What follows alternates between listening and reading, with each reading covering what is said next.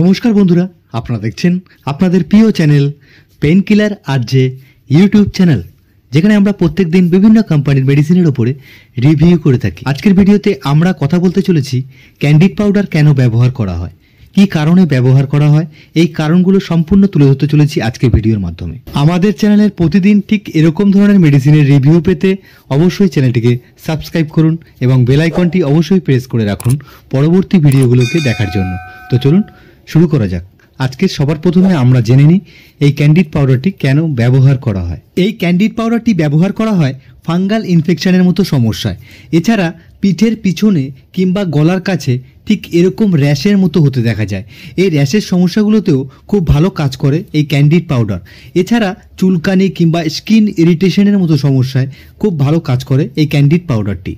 আসুন জেনে নেওয়া যাক এই ক্যান্ডিড পাউডারটির মধ্যে কি কি উপাদান রয়েছে। এই ক্যান্ডিড পাউডারটির মধ্যে রয়েছে ক্লোট্রিমাজল 1%। আপনারা ভিডিওতে যে ক্যান্ডিড পাউডারটি দেখছেন তার মধ্যে রয়েছে 120 গ্রাম। এই ক্যান্ডিড পাউডারের একটি ছোট ফাইলও পাওয়া যায়। আসুন জেনে নেওয়া যাক কোন কোম্পানি ম্যানুফ্যাকচার করছে এই ক্যান্ডিড পাউডারটিকে। এই ক্যান্ডিড পাউডারটিকে ম্যানুফ্যাকচার করছে গ্লেনমার্ক ফার্মাসিউটিক্যাল প্রাইভেট লিমিটেড, যার দাম রয়েছে 159 টাকা।